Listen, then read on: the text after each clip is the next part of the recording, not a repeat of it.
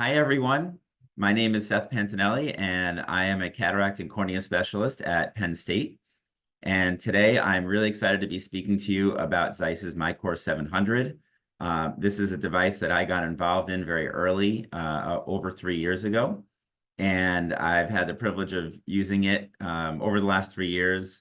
I've worked with Zeiss to help improve it and actually work through 4 different versions of it. I've done over 400 cases with it. So a little bit about the miCOR 700. I wrote the word revolutionary up here because I really do believe this is a revolutionary device. I have used lots of medicines and gadgets over the last decade, and this is really one of the only devices that has changed how I do phaco in the OR, or how I do cataract surgery in the OR, and has made me a better surgeon. So just a couple of things. First, it's still minimally invasive, and what I mean by that is it still fits through a 2.4 millimeter incision, and it is ultrasound free. As opposed to a phaco handpiece, vibrating 20,000 times a second, the miCOR tip is only oscillating about 40 times a second. It has a motor drive that plugs it plugs directly into the wall, so there's no console or big machine behind you. It has a disposable front piece that kind of screws onto the motor hand drive, and it includes swappable nuclear fragmentation tips and then IA tips.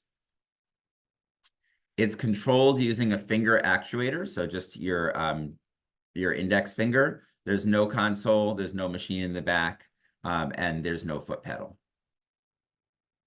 There is a vitrector that also can screw onto the motor drive that's available if you need it.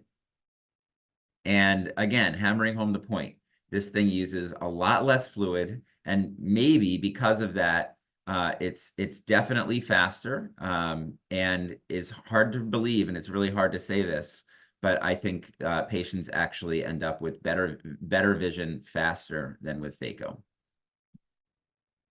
So I've already said this, but I think it deserves a slide of its own. The miCOR 700 produces almost no thermal energy, and so there is no risk of wound burn.